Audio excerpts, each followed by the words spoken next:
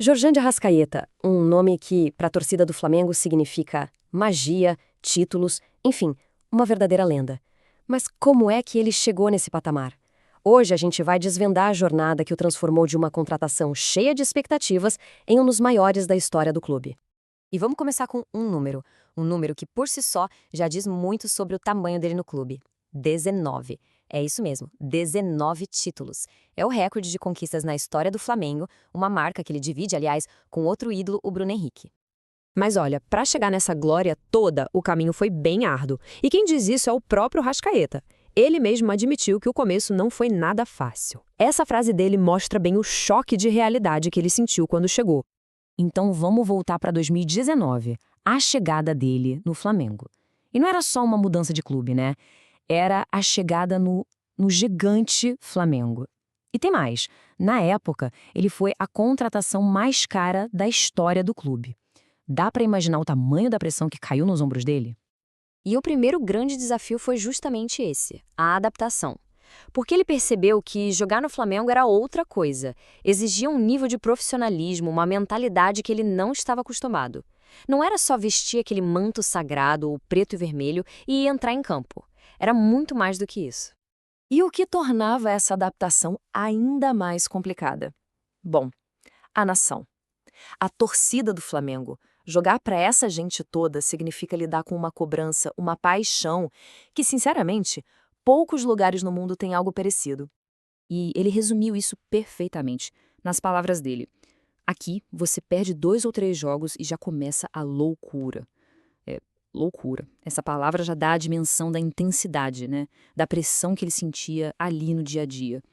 E aqui vem um ponto muito, muito interessante. É o contraste.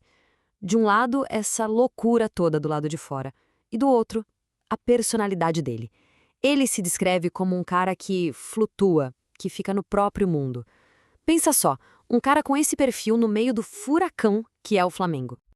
Aí fica a pergunta, né? Como é que um cara que diz que flutua consegue não só sobreviver, mas se tornar uma lenda nesse ambiente? A resposta está na virada de chave que ele teve. Foi um verdadeiro caminho para a maturidade. Essa transformação toda pode ser vista em, basicamente, 3 passos.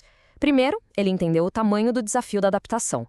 Segundo, e talvez o mais importante, ele foi buscar ajuda profissional. E, por fim, o resultado de tudo isso, ele atingiu uma nova maturidade. E ele fala abertamente sobre isso.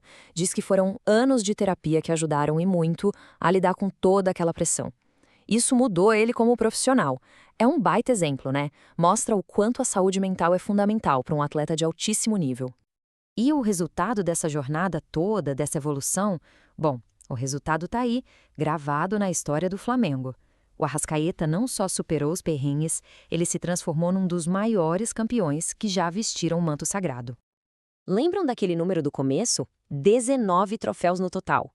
E não são quaisquer troféus, né? A gente está falando de 3 Libertadores, 3 campeonatos brasileiros, conquistas gigantescas que o colocaram de vez no panteão de ídolos de milhões de torcedores. E os fatos estão aí para não deixar dúvida. Chegou em 2019, renovação de contrato assinada até o fim de 2028, mostrando o compromisso e, claro, o status de maior campeão da história do clube. O currículo fala por si. Tudo certo, então. História consolidada, ídolo indiscutível? Parecia que sim. Só que aí, no meio disso tudo, veio uma declaração. Uma declaração numa entrevista que pegou todo mundo de surpresa e abriu uma discussão totalmente nova.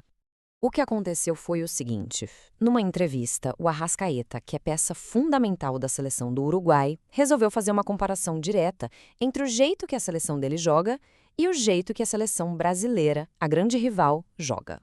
E ele foi direto ao ponto, disse com todas as letras que, pelo estilo de jogo dele, ele se encaixaria melhor na seleção brasileira do que na do Uruguai. Sim, na própria Celeste. Uma declaração e tanto, hein? E o que deixa essa história toda ainda mais curiosa, digamos assim, é o momento, é o timing. Essa fala dele surge justamente quando a seleção brasileira está procurando um camisa 10, desde a lesão do Neymar, essa vaga está aberta pensando já na Copa de 2026. Então, a gente viu de tudo aqui. Um começo cheio de dificuldades, a superação, a chegada ao status de lenda. A jornada do Arrascaeta no Flamengo é, sem dúvida, extraordinária. E essa declaração inesperada joga mais uma pergunta no ar. O que será que o futuro ainda reserva para um dos maiores ídolos da história do clube?